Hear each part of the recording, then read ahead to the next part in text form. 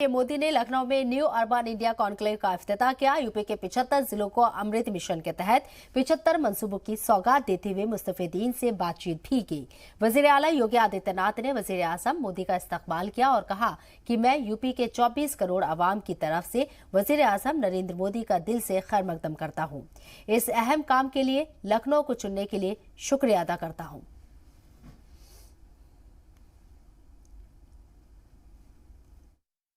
उत्तर प्रदेश ने ग्रामीण और शहरी क्षेत्र में अब तक 42 लाख से अधिक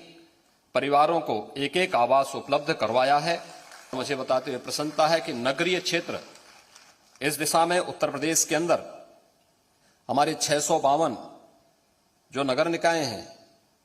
ये पहले ही ओडीएफ हो गए थे, जिनमें से 595 ओडीएफ प्लस के लक्ष्य को भी प्राप्त कर चुके हैं और 30 नगर निकाय ओडीएफ प्लस प्लस के लक्ष्य को प्राप्त करने में जिन्हें सफलता प्राप्त हुई है। कि अमृत योजना के अंतर्गत उत्तर प्रदेश के 60 नगर निकाय के अंदर 11,421 करोड़ रुपए की लागत की पेयजल की, सीवरेज की,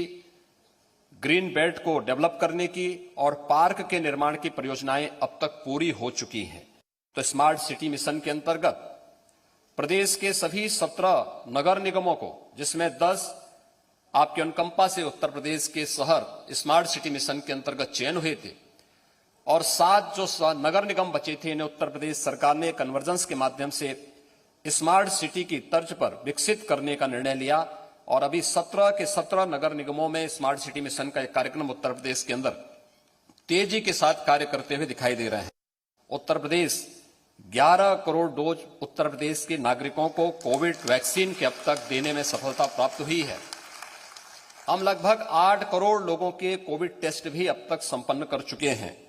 पीएम स्वनिधि योजना जो स्ट्रीट वेंडर के लिए आजादी के बाद पहली योजना प्रारंभ हुई थी, स्ट्रीट वेंडर के लिए उत्तर प्रदेश के अंदर अब तक 7 लाख से अधिक स्ट्रीट वेंडर को हम लोगों ने बैंकों से